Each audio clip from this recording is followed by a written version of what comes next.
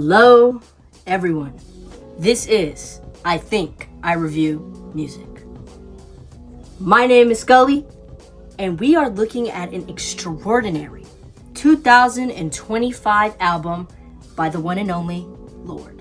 This is Virgin. Yeah, it's copyright. What you're gonna expect in this album? Ethereal vibes. New York City, my dad's from Manhattan. I make $17,000 a month? Question mark. Or you're gonna feel a little bit of like the Erewhon Pilates just broke up with my boyfriend. Like there's two sides of this story, right? You're gonna hear some, once again, ethereal ballads. You're gonna hear some sad stuff. You're gonna hear some Lorde that you've heard before. But this was honestly, in my opinion, one of Lorde's most creative albums ever. This album was released June 27th, 2025. So this is a year 25 record. Okay, this is pretty new. It's actually really new.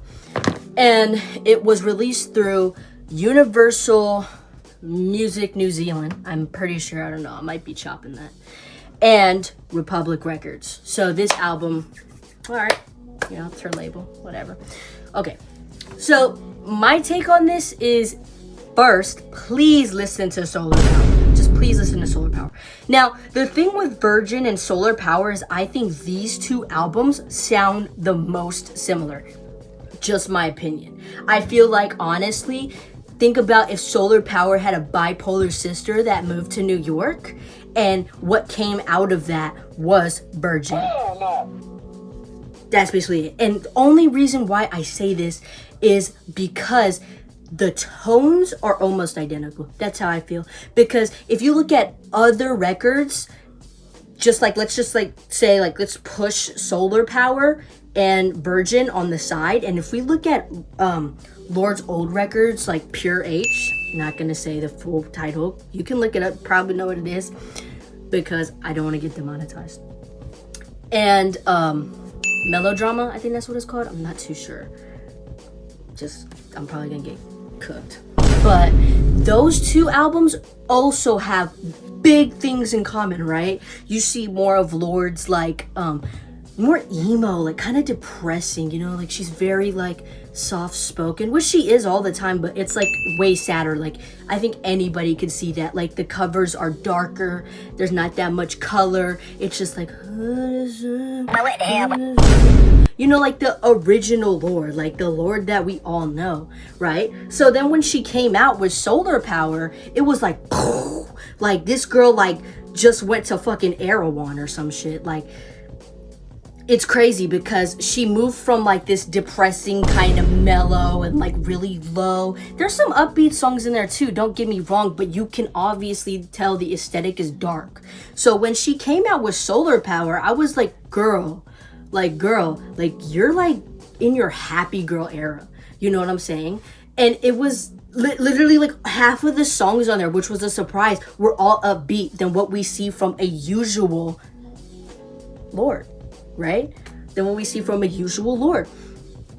So now she has released this amazing, crazy ethereal, which is something that like I get it, like Lorde uses, right? Because she's alternative, like she's alternative pop is what you would say. But like I have never seen her use this much like ethereal type of theme, right?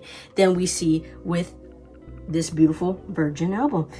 And there's a few things I'm gonna get into in this, so just like hang tight, but it's amazing. It's hot take that I think I have with this whole album is I honestly and truly believe that this album, not only because, you know, Lorde is that type of artist where it's like, I know that's Lorde. Like, I know that's Lorde. Like, nobody's like Lorde. You know what I'm saying? Because it's like Beyonce, right? Like, Beyonce has her own type of rhythm, right? So with Lorde, it's like you can tell that's Lorde because Lorde has her own like cool flow, right? But it's not also just that. I honestly, truly, 100% believe, please don't hate me on this, Virgin is a perfect example of all and every single one of her discographies in one album. And here's why I say this. You can also obviously hear that traditional Lorde, which is like what makes Lorde Lorde, right? But like a few examples of like Lorde combining, and what I mean by combining like all of her music into Virgin is with one song, for example, Favorite Daughter. There's a lot of elements in there, in my opinion, that kind of reminisce almost to Solar Power, right? Okay. Chill. Clear Blue, which is crazy. We'll get to Clear Blue pretty soon because that's like a crazy song.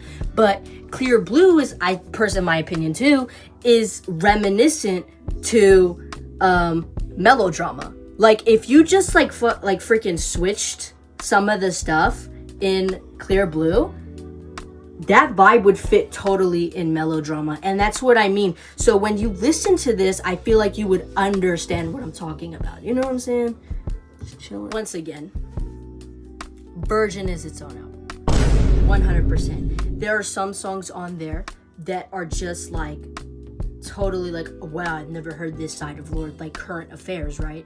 They have this song called Current Affairs. I love it so much. I'll talk about more into Current Affairs, but like that's the type of Lorde that we don't hear. So that's an element that's new in Virgin, which is amazing. So this is the moment you've all been waiting for. This is my best to least ranking, and also the end ranking of how I feel about the whole album, like the full album in general. So I'm gonna do my top threes, talk about why that's my favorite, and then the rest of them, right, because there's 11 songs, I'm just gonna put like a little image right here on how this song made me feel. So thank you. Let's get into it. Coming in at number 1, I love this song because of its ethereal vibes, an Afro beat almost, what I would say, ad-lib sort of. I just love the ad-libs. I love the background artist and whoever was rapping. I'm not sure. Look that in on your own time. Just love it. Totally different Lorde from what we're used to. Drum roll, please. Number 1 spot goes to Current Affairs. Clap it up. Clap it up for Current Affairs. Current Affairs because number 1, I, in my opinion, personally felt like I heard almost like an Afrobeats type of ad-lib, right? Or like an Afrobeats type, like, how do you say it? Like rhythm almost, when that guy or girl, I don't know who it was singing, but they were singing in the background, and just the ethereal vibes in like the whole album, which kind of just like, like that's how it felt. It felt like, and you hear this guy and he's just like, you know what I'm saying? That's probably not how it sounds, but like it was lit. It was lit. It was awesome. It was cool. It was something different.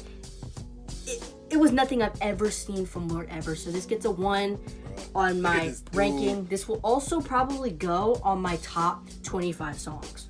So period. Let's get into it. Next one. In at a number 2. Guys probably hate me for this. Preference, baby. You already know. Preference. David comes at my number 2.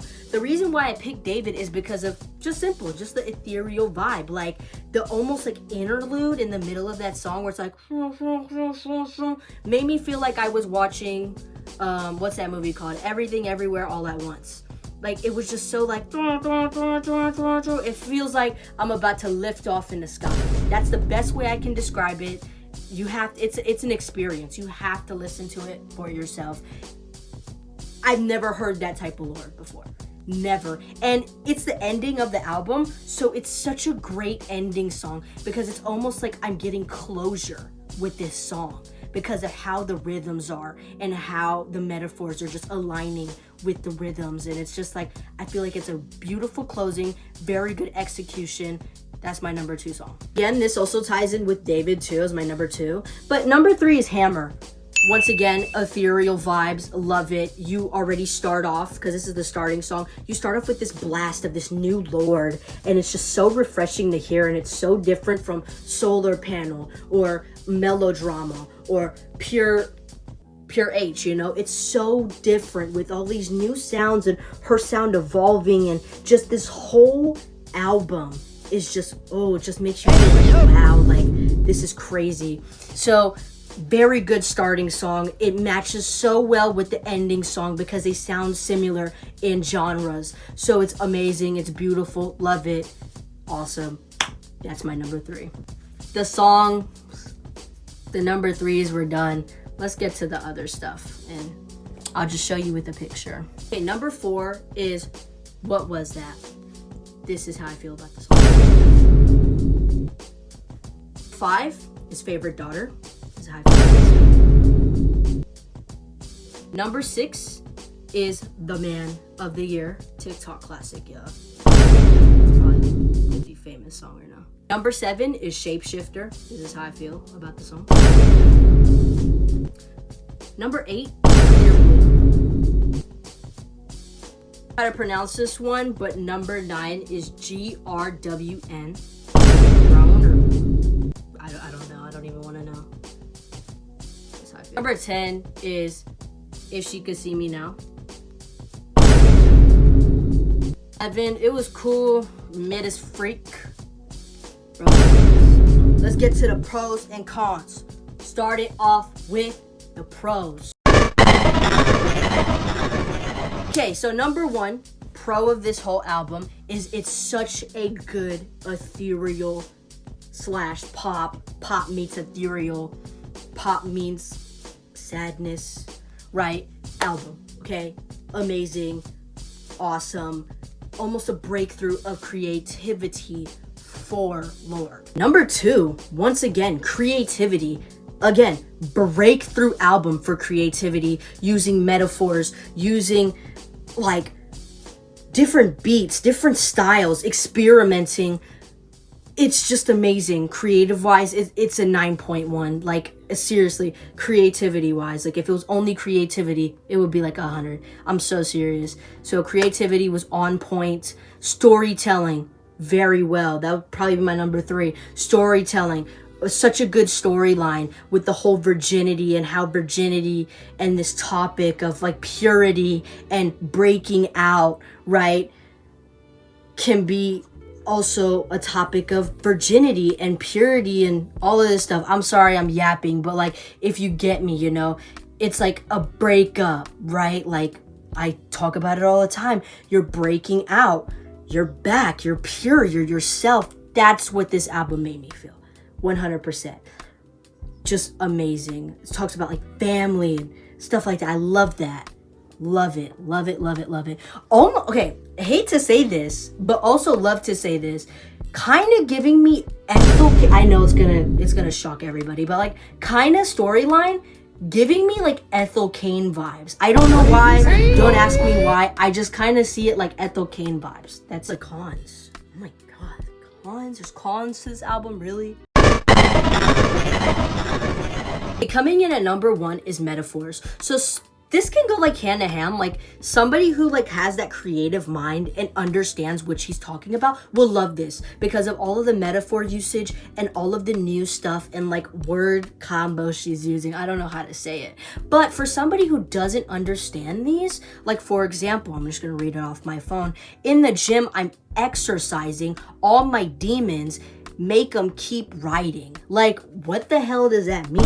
But if you're creative enough to understand that, like poetry, you will be like, oh, I get it. Like, that's a kind of cool metaphor. But like somebody who doesn't get it, it might be strange to them. Like, it might be like, what is she talking about? She's cuckoo. She's crazy. So number 2 is going to be ethereal. If you don't like ethereal, if you don't like some stuff that's kind of weird or like kind of like, you know what I'm saying? You won't like this album. You won't like this album. It's probably not for you. So number 3, this is a 3-3 album, right? 50-50 on both sides.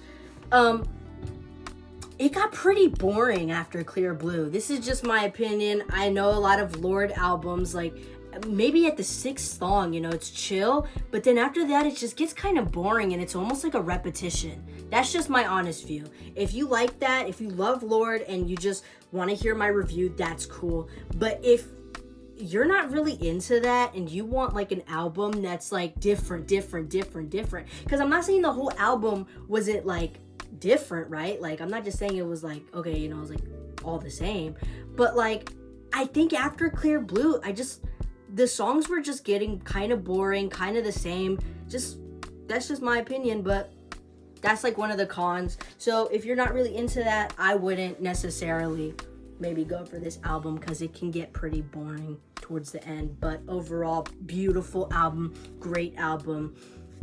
Review. What does this Virgin album by Lorde 2025 get on my ranking level? This is going to get a